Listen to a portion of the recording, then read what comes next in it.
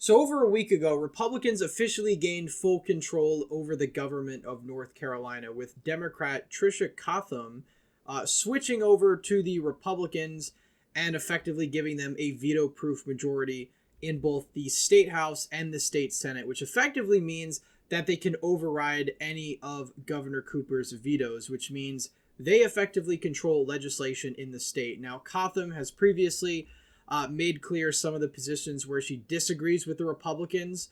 I think on matters like abortion, she did side with the Republicans on guns. So it's not exactly a full, sturdy, veto-proof majority. Obviously, they're going to have to win her over. So it doesn't mean that Republicans are going to have complete control of the state. But effectively, by party ID, they do. The Republicans, if they get Cotham on board with a veto, can override any one of Roy Cooper's vetoes. Now, I neglected to talk about this when it happened, but I wanted to bring it up now because I do think it's very important that Republicans have control of North Carolina, especially since we've got important elections happening there in 2024. Governor, Attorney General, Secretary of State, those are all the statewide offices, but the legislature is also extremely important in a lot of states as well, because while it's important to have a governor that sides with you on the issues, the legislature can be just as important, if not more important in some cases, since they have to send legislation the governor's way. So this really shakes up a lot of things, because before this, obviously, Republicans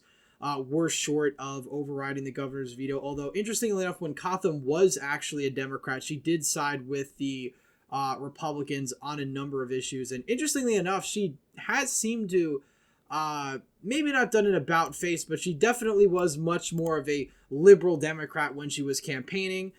She's in a district outside of Charlotte. I believe it's a district that Biden won by 28 points. So it's very likely to assume that Cotham is not going to win re-election in 2024. And it's very interesting that just a couple of months after the election, she decides to make this switch over. So she's really going to be in the legislature in this position until January of 2025. So she's got really 2 years to sort of make her impact on the legislature. And, you know, some people are criticizing her, saying this is more of a power move. She obviously says that this is because of ideological differences she has with the Democratic Party. But either way, this is going to have a pretty big impact on North Carolina's politics for the next 2 years. Now, what's interesting is Republicans did previously have a supermajority in North Carolina. They lost it back in 2018. They had a trifecta with Governor Pat McCrory before 2016, so Republicans really had total control over the state. But now, effectively, with the veto-proof majority, they essentially have complete control of the state again. Now, obviously, that raises a number of questions, especially in regard to certain policies. Cotham has sided with the Republicans on guns. She seems to be less with the Republicans on abortion, although she might be more of a moderate on the issue. So it's kind of interesting to see what sort of legislation we're going to get out of North Carolina. But electorally, this has pretty big implications when it comes to things like voting laws, things where really, in any instance, they can override the governor's veto. So effectively, you have complete control of legislation. Now, this map I made illustrates the legislative control in every state in the U.S. We've only got 3 states in the entire country that have split control, which means the state house and the state senate are controlled by different parties. Now, I guarantee you, if you went back to 2006 or something like that, there'd be a lot more blue on this map and a lot more split legislatures. But really, after 2010, Republicans have dominated state legislatures across the country, and the GOP's investment in state legislatures has paid massive dividends, especially when it came to redistricting. And I might make a video on that at some point in the future, because this was a very coordinated effort by the GOP after 2008, leading up to 2010, to take back state legislatures as part of the massive red wave in 2010, because obviously the GOP was focused on Senate and House races, but the legislative races have had arguably the most impact when it comes to providing support for Republican governors that were elected in a lot of these states back in 2010. Now,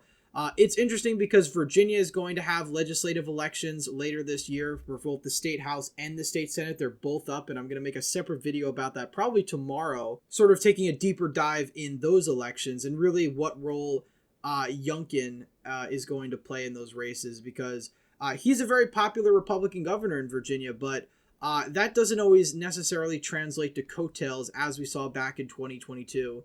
Now, Republicans only lost the House popular vote in Virginia by about 3 points. So not too bad for a state that voted for Biden by 10 back in 2020 and voted for Youngkin by a little less than 2 back in 2021. So it's still a state that is a blue state, make no mistake about it, but Republicans have made some decent gains in sort of reversing some of the trends in the Virginia suburbs, Northern Virginia, all that stuff. But looking at the rest of this map again with North Carolina, this is a state that Republicans already sort of had an edge in. When you look at 2024, Republicans are still probably favored to win that state in the presidential contest. I mean, it really depends who the nominee on the Republican side is.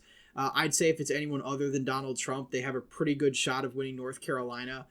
But if Trump is the nominee, of course, I think that does make things much more difficult. Now, if we go back to 2020, Donald Trump won the state of North Carolina by 1.3%.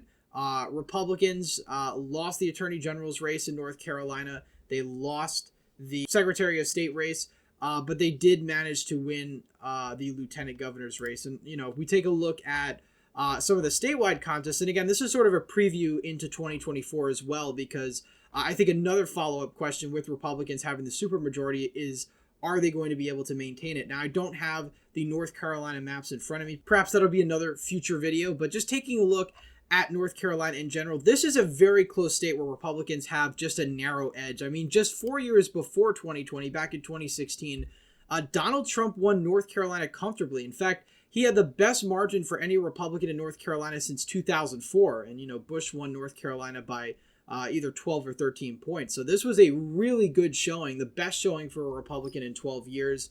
Obviously, in 2020, Republicans are losing ground. They're losing ground in the suburbs.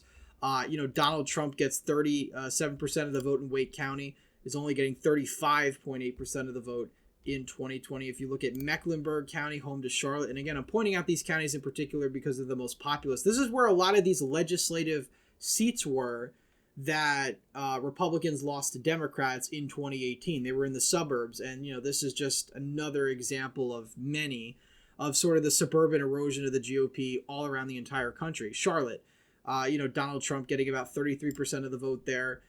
In 2020, only getting 31.6%. So you're seeing a pretty steady erosion in the suburbs. Republicans have gained in the rural areas of North Carolina. That's probably where some of these seats came from, because I believe the Republicans gained seats in 2020. I would assume anyway. I could be wrong about that. But again, Cotham switching to the Republican Party and giving them the supermajority wasn't really anything the Republican Party did.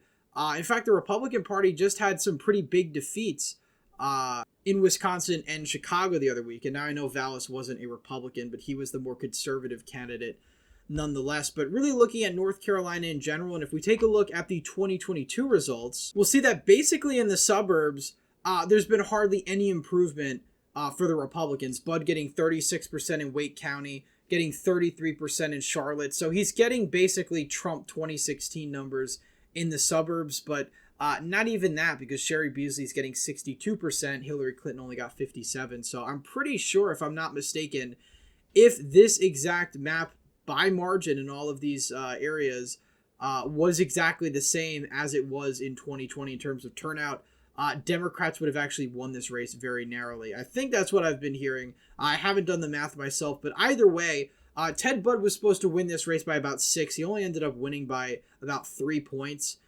So a pretty lackluster showing for the Republicans. They really should have done a lot better. But again, the red wave was very disappointing for the GOP, not just in North Carolina, but all over the country. But still, this is a victory for the Republicans overall, with Cotham now in their camp, at least for the time being. Obviously, I think she's very likely to lose her seat in 2024, unless she migrates to a neighboring red seat, because I think she's on the outskirts of Charlotte, but it's still a very, very blue district that she's occupying. And obviously Democrats have been calling on her to resign. And, while this is good for Republicans, it is a little bit dirty, though, when you think about it, considering that, Cotham had just won running on a very liberal Democratic platform. And then as soon as she got in, she switched parties. That kind of reminds me of Jim Jeffords in Vermont, winning re-election as a Republican senator pretty overwhelmingly, only to become an independent just a couple of months later. So again, people do these party switches for a lot of reasons, but really the long-term impacts will be interesting to see. And it honestly will be interesting to see what Republicans do with their new power in North Carolina, because up until